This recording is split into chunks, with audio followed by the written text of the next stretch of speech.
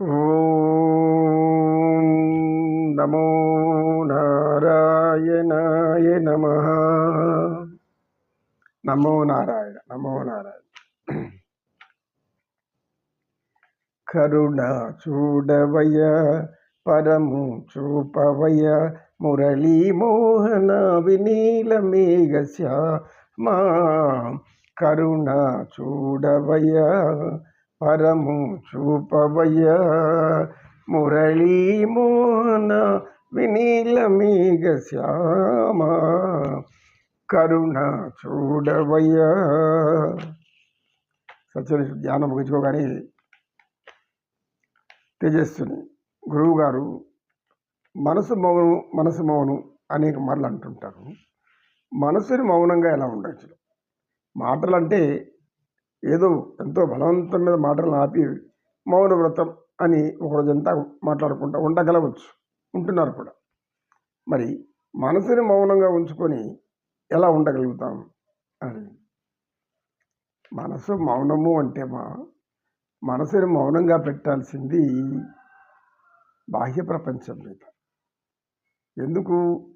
ఏదైతే మనల్ని బాధిస్తుందో ఆ బాధ నుంచి విముక్తి పొందాలి, కానీ ఆ బాధల్ని ఇంకా పెంచుకుంటూ పోతుండకూడదు. బాధల్ని పెంచుకుంటూ పోతూ ఉంటే నీకు మనస్సు చంచలమైపోతుంది, విఫలమైపోతుంది, వికలమైపోతుంది, ఆవేదన వస్తుంది, ఆక్రోశం వస్తుంది, ఆ తర్వాత రోషము, పౌరుషము, ఇలాంటివెన్నో గుణాలు పుట్టుకొస్తాయి. ఇవంతా కూడా స్థిమిత్వం అనేది లేకుండా పోయి, స్థిమితం తప్పిపోయి, స్థిరత్వం కోల్పోయి అనేక మానసిక సమస్యలకు దారితీస్తూనే మనం చూస్తూనే ఉన్నాం. కనుక మనసుని మౌనంగా పెట్టడం అంటే బాహ్య ప్రపంచము నుంచి వేరు చేసి దైవ ప్రపంచంలోనికి ప్రవేశించమని అర్థము. ఒక పదాన్ని మనం అనేక విధాలుగా అర్థం చేసుకోవచ్చు. కనుక ఇక్కడ మనోమాలిన్యాలను తొలగించుకోవడమే మనసుని మౌనం చేసుకోవడం. మనోమాలిన్యాలను తొలగించుకోవడానికి సాధన కావాలి. ఏదైనా సాధన చేతనే సాధ్యమవుతుంది, కానీ సాధన లేనిది ఏది సాధ్యం కాదు. సాధన అనేది అవసరం. నిత్యం సంతోషంగా ఉండాలనుకుంటే మరి మనసుని మౌనం చేసుకోకపోతే సంతోషం ఎలా వస్తుంది? సంతోషం రమ్మన్నా రాదు. అంటే ఏం చేయాలప్పుడు? శరీర అభిమానం అనే దాన్ని తగ్గించుకుంటూ రావాలి. ఎప్పుడైతే ఈ శరీరం సుఖాలు కోరుతూ ఉంటుందో మనం ఏం చేయాలి? ఇన్ని సుఖాలు ఇప్పుడే వద్దు, ఒక్కటి తీసేదాంట్లో ఈ ఒక్క సుఖం తీసి పక్కన పెట్టి మిగిలింది అనిపించు. రెండో సుఖం తీసి, మూడో రోజు ఇలా కోరికలు పుడుతున్నప్పుడంతా ఆ కోరికల్ని దాటివేస్తూ పోతూ ఉంటే వితర్క భావనే ప్రతిపక్ష భావనం. పతంజలి మహర్షి సాధన పాదంలో 33 సూత్రంలో చెప్తారు. వితర్క భావనే ప్రతిపక్ష భావనం. మనలో ఎప్పుడైతే విపరీతమైన ఆలోచన వస్తుందో, విపరీతమైంది సాధారణమైన ఆలోచనలు అవి అవసరం. ఆహారం తినడం అవసరం, నీరు తాగడం అవసరం, మనం చేయడానికి పనులు చేయడం అవసరం, పనులు సంబంధించిన ఆలోచనలు చేయడం అవసరం. అయితే పనులు చేస్తున్నప్పుడు ఆ పని ధర్మాన్ని అనుసరించి చేయాలి, కానీ అందులో ఉన్నటువంటి అవినీతిని ఎత్తుక్కొని చేయకూడదు. కాలం మనుషులు ఎప్పటి నుంచో కూడా ఈ యొక్క లంచము అనేది అలవాటు పడినటువంటి జీవితం అనేక మంది ఉంటారు. లంచాలకు అలవాటు పడిన వాళ్ళు చాలా తక్కువ మంది ఉంటారు, నిజాయితీ పరులు. అటువంటి వాళ్ళు ఒక్క రూపాయి కూడా ఆశించరు. భగవంతుడు వాళ్ళకి ఎంత జీతమో భత్యమో ఎంత పెడతారో అంతే ఆశిస్తారు. అలాంటి వాళ్ళు చాలామంది ఉన్నారు. తిరుమల తిరుపతి దేవస్థానంలో ఉద్యోగం చేస్తున్న సమయంలో అనేక మంది కనబడుతుంటారు. అటువంటి వాళ్ళలో మహాత్ములు కూడా ఉంటారు. గోవిందరాజులు అనే ఒక పుణ్యాత్ముడు ఉన్నాడు. మహా తెలివితేటలు, నిత్యం భక్తి కలిగినవాడు.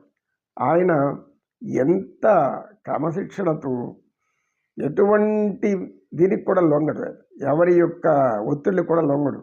అని అనుకున్న దాన్ని ధర్మము అనిపిస్తే చేస్తూ ఉంటాడు. అలాంటి వ్యక్తులు ఉన్నారు. అంటే నేను చూసిన వ్యక్తులు చాలామంది ఉన్నారు. ఆయన అందులో ఒక ప్రముఖుడు. ఆయన నిత్యం ఆయన పనులు ఆయన చూసుకుంటాడు.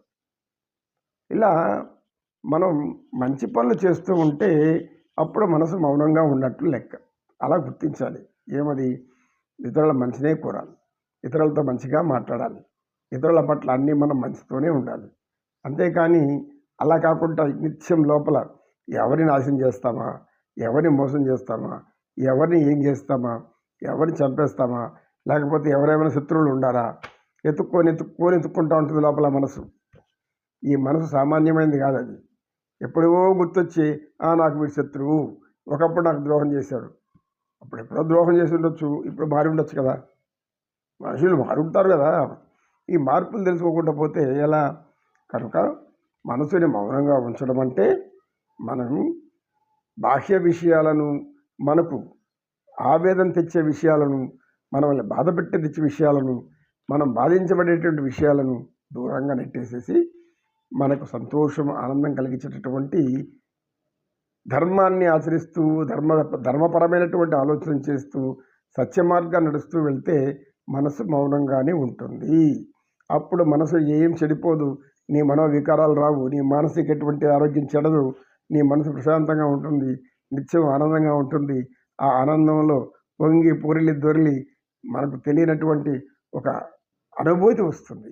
ఆ అనుభూతి ఒక అనుభవం అవుతుంది. ఆ అనుభవం మనల్ని ఎక్కడ లేని ఆనందానికి తీసుకెళ్ళిపోతుంది. ఇలా ఆనందిస్తారు. నమో కృష్ణ, నమో కృష్ణ, కృష్ణం వందే జగద్గురు.